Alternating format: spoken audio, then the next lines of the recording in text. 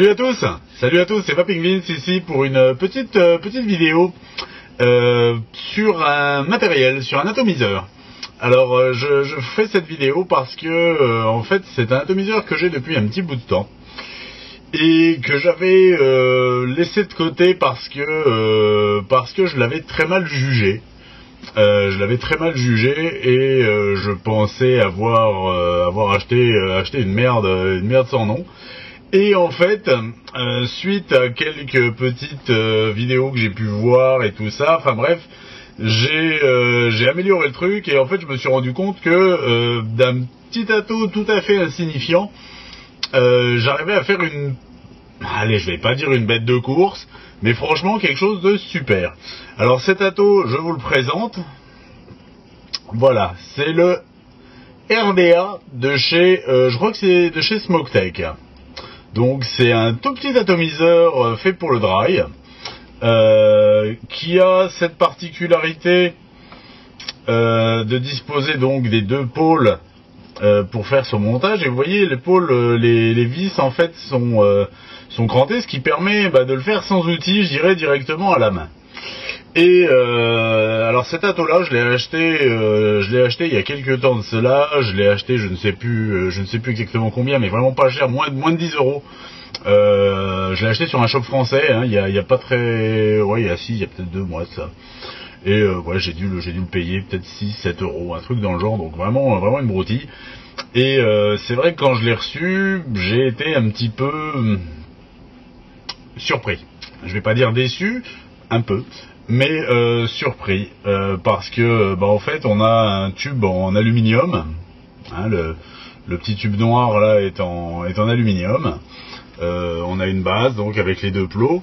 J'ai essayé de faire des montages avec des mèches et mèches donc en fibre de silice.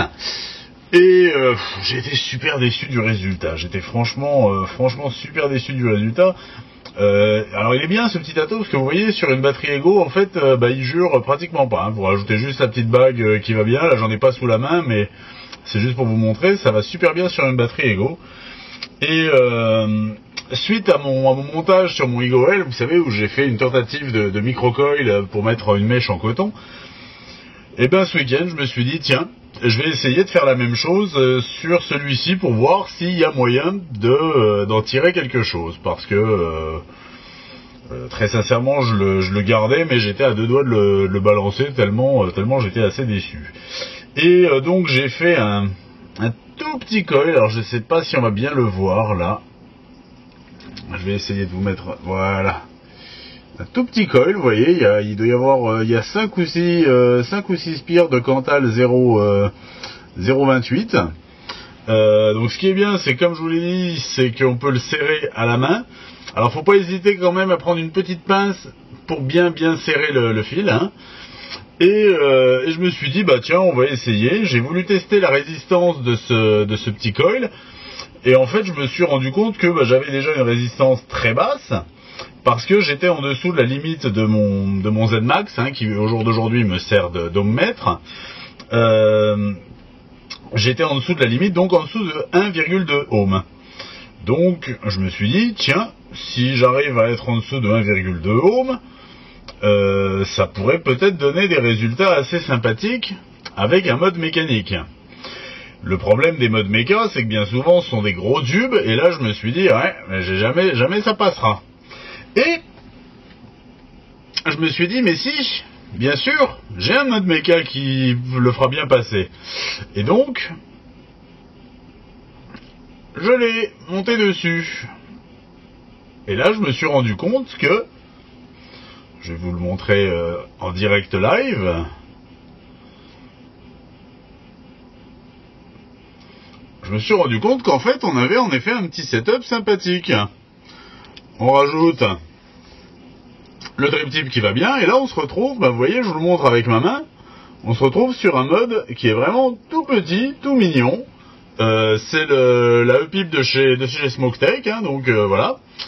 Et j'ai essayé, et franchement j'ai été très déçu du résultat.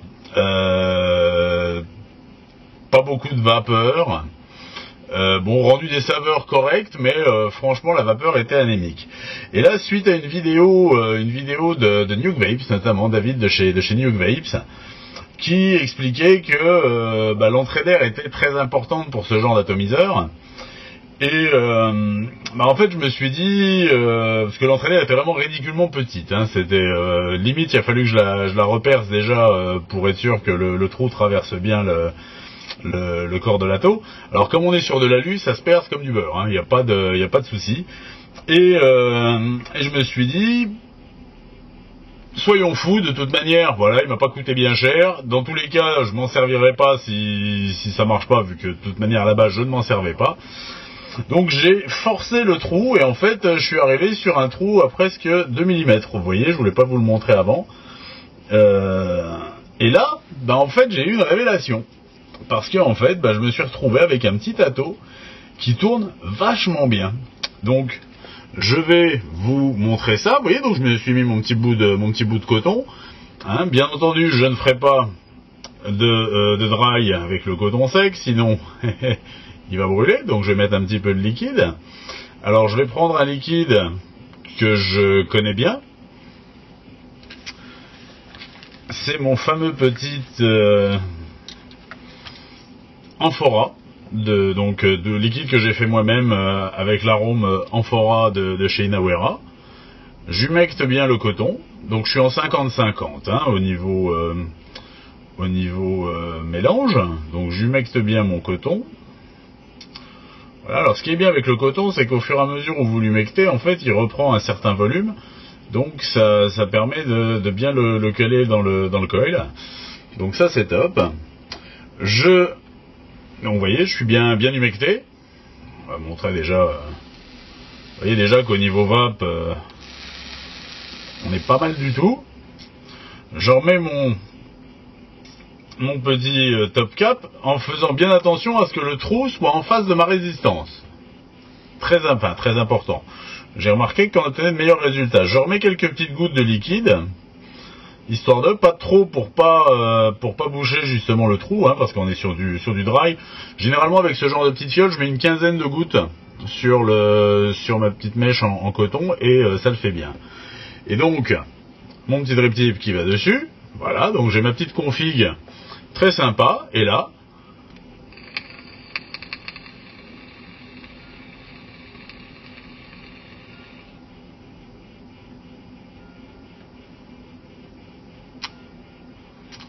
voilà, tout simplement. Allez, je le refais.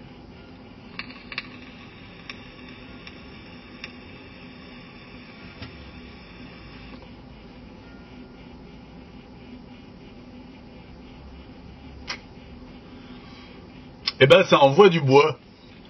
Ça envoie du bois et en fait avec un petit atto que je qualifiais de minable quand je l'ai reçu, c'est vrai que je l'ai reçu, j'ai fait ouais, ok. Je me suis dit c'est bon quoi, bon voilà, en même temps il était pas cher, je me suis dit bon voilà, alors je me suis pas fait avoir parce que je l'ai acheté en connaissance de cause, mais voilà, mais le fait de faire un petit montage, donc alors je vais appeler ça microcoil, c'est peut-être pas forcément le microcoil, mais c'est la méthode que j'ai utilisée comme sur mon Igo, hein, j'ai pris un manche de tournevis, un petit tournevis qui était fourni avec l'Igo, j'ai fait quelques tours. Je l'ai serré, j'ai chauffé mon Cantal pour qu'il se rigidifie de manière à ce que les spires se touchent. Et voilà, et en plus c'est vrai que c'est facile à mettre dans les petites pattes, il n'y a plus qu'à revisser, un petit coup de pince histoire de bien les revisser. Et franchement...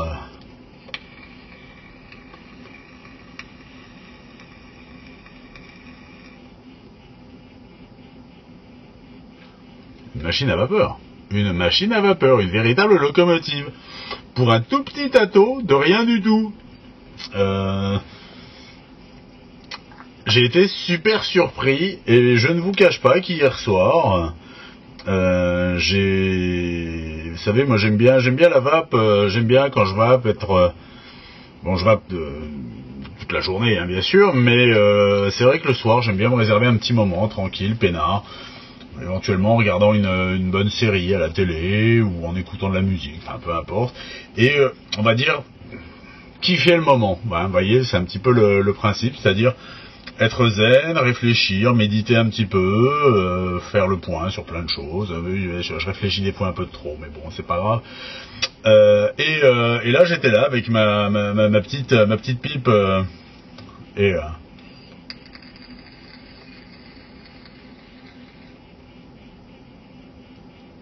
je me disais qu'en fait, j'avais trouvé un petit setup vachement bien. Donc, si vous êtes possesseur de ce petit mode mecha, ce genre d'atto, alors bon, moi le problème c'est qu'à l'époque je l'avais acheté en noir parce que c'était pour mettre sur les batteries Ego, voilà. Donc je l'aurais eu en métal, finalement j'aurais préféré. Alors il y a toujours moyen de le poncer, mais bon, je suis pas vraiment équipé pour.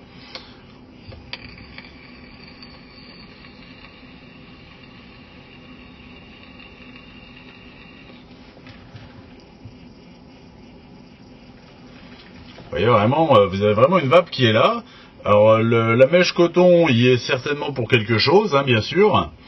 L'avantage de la mèche coton, je vous en avais déjà un petit peu parlé, c'est que vous retrouvez un rendu des saveurs qui est top. Pas de goût parasite. Vous voyez là, j'en ai mis un tout petit peu de trop, donc j'ai une toute petite fuite par le trou, parce qu'en plus comme le trou maintenant est énorme, voilà. Mais en soi, c'est pas plus grave que ça, hein, il suffit juste d'avoir un petit sopalin à côté de soi, et puis voilà, pas de problème. Mais on arrive sur, franchement, des résultats qui sont assez phénoménaux.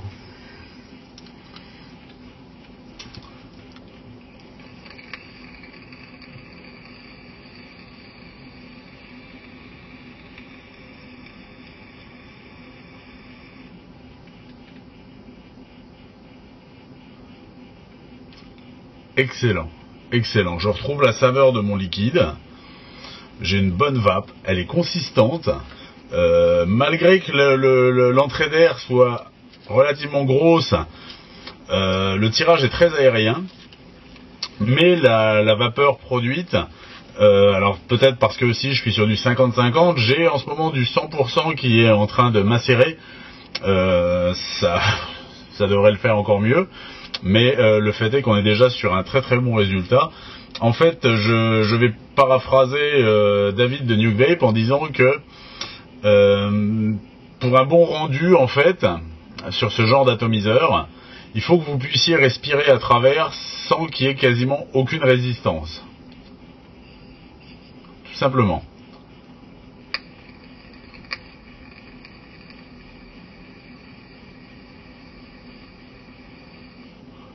Et je ne peux que vous le confirmer. Donc, c'est un petit système qui est très très bien. Déjà, si vous cherchez un petit setup, on va dire discret, hein, c'est parce que franchement là, on est vraiment sur du très discret. Niveau saveur, on est au top. Il fait un petit peu de bruit, hein, on entend faire un petit peu de bruit, mais bon, voilà.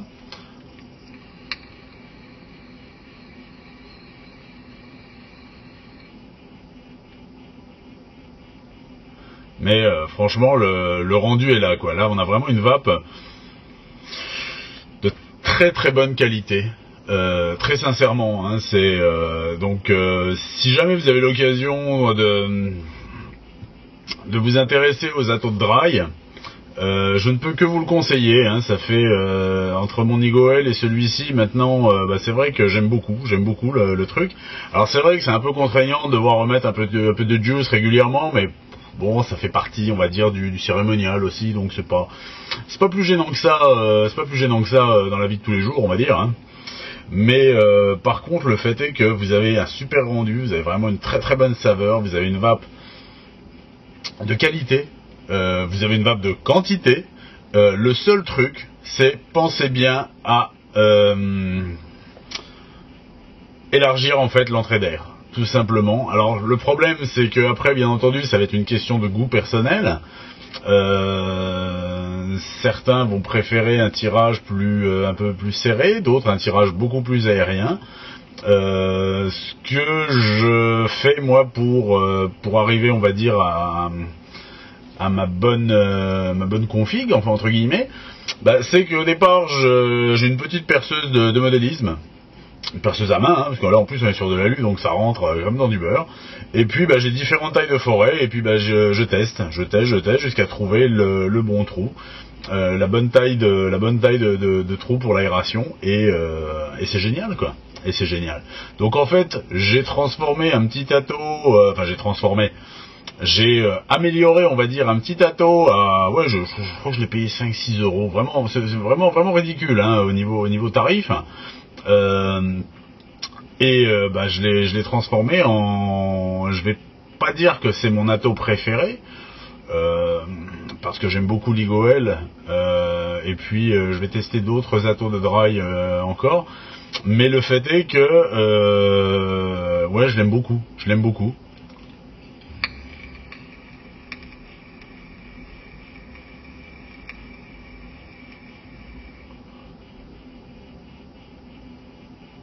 Il est vraiment excellent. Le fait est, mettre un vrai petit plomb sur ce genre d'ato a un petit avantage, c'est comme il est en alu, il va avoir tendance à chauffer assez vite. Donc en fait, la longueur du dreptil va vous éviter de vous brûler la gueule, tout simplement. Alors après, il y a moyen d'en mettre un court avec éventuellement un petit isolateur, hein, ça marche, un petit isolant, ça marche aussi. Bon, moi j'aime bien le côté long justement pour aller, on va dire, dans le look du mode, quoi, hein, parce que bah c'est censé être une pipe, donc voilà, c'est toujours agréable. Mais je vous promets que le résultat est phénoménal, quoi.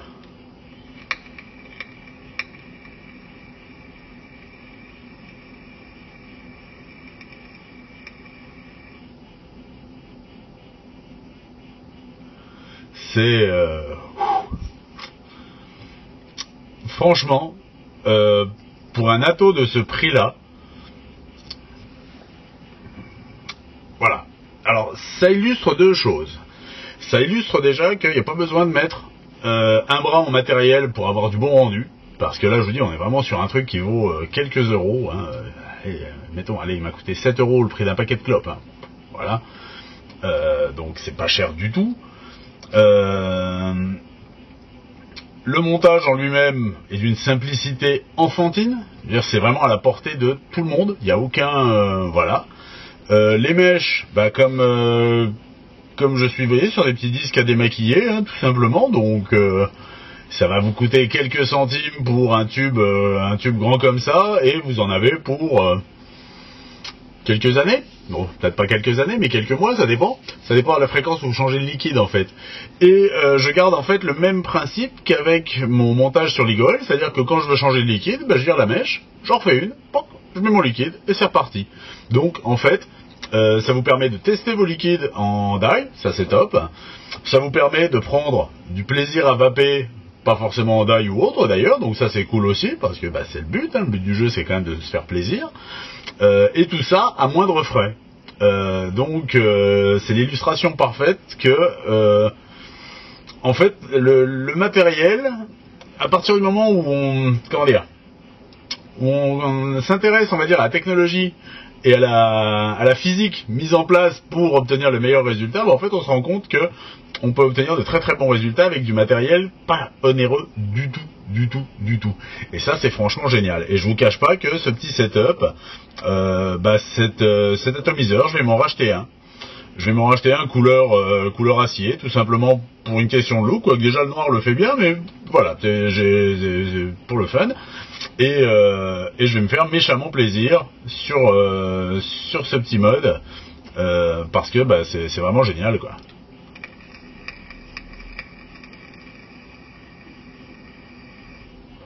Donc, en résumé, un RDA de chez SmokeTech à quelques euros, un petit coup de perceuse pour bien refaire l'entrée d'air pour qu'elle soit plus importante, pour qu'il y ait plus d'air qui pénètre, un petit coil fait avec 5-6 tours de Cantal 0,28 sur le manche d'un tournevis, un petit coup de chalumeau histoire de le rigidifier, vous savez, je le mets entre les deux morts d'une pince, en serrant pas trop fort, hein, juste pour que toutes les spires se touchent.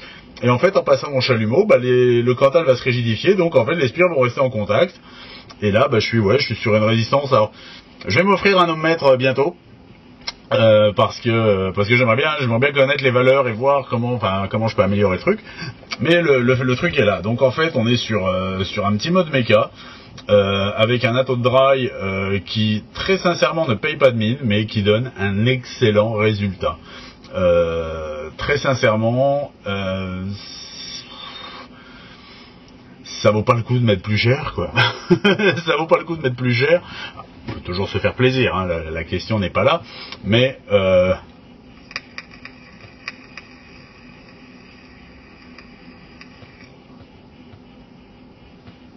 voilà. Je veux dire, la preuve, vous l'avez là. La vape est vraiment onctueuse.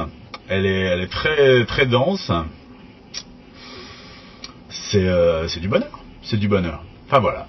Sur ce, je tenais aussi à vous remercier d'être toujours plus nombreux à suivre ces petites vidéos. J'espère que ce petit test matériel vous aura plu, vous aura conquis. D'ici là, je vous souhaite une bonne vape comme d'habitude. Je vous dis, vive la vape libre.